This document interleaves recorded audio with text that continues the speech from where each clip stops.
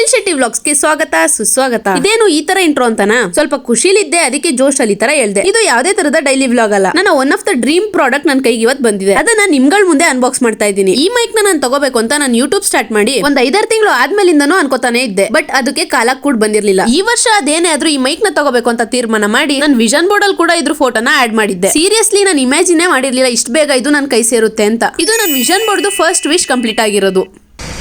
ಇದು ವಾಯ್ಸ್ ಹೇಗೆ ಕೇಳಿಸುತ್ತೆ ಅಂತ. ಇದು ವಿತೌಟ್ ಮೈಕ್ ಮಾತಾಡ್ತಾ ಇರೋದು ನಾನು.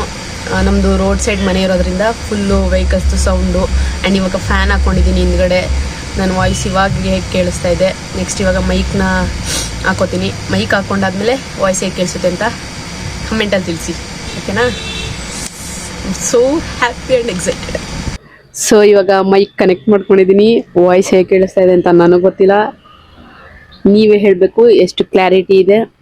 ನನ್ನ ಮಿನಿ ಬ್ಲಾಗ್ಗೆ ಸ್ವಾಗತ ಸುಸ್ವಾಗತ. ಹೇಗಿದೆ ವಾಯ್ಸ್ ಇವಾಗ ಹೇಗಿದೆ ಅಂತ ಹೇಳಿ.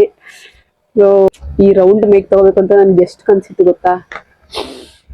ನನ್ನ ವಿಷನ್ ಬೋರ್ಡಿನ ಒಂದು ವಿಶ್ ಫೈನಲಿ ಕಂಪ್ಲೀಟ್ ಆಗಿದೆ. ಒಂದು ವಿಶ್ ಎಷ್ಟನೇ ತಾರೀಕಪ್ಪ ಅಂದ್ರೆ ಇದು ನನಗೆ ಸಿಕ್ಕಿದ್ದು 24th Feb 2026.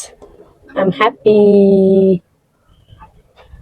Thank you so much universe.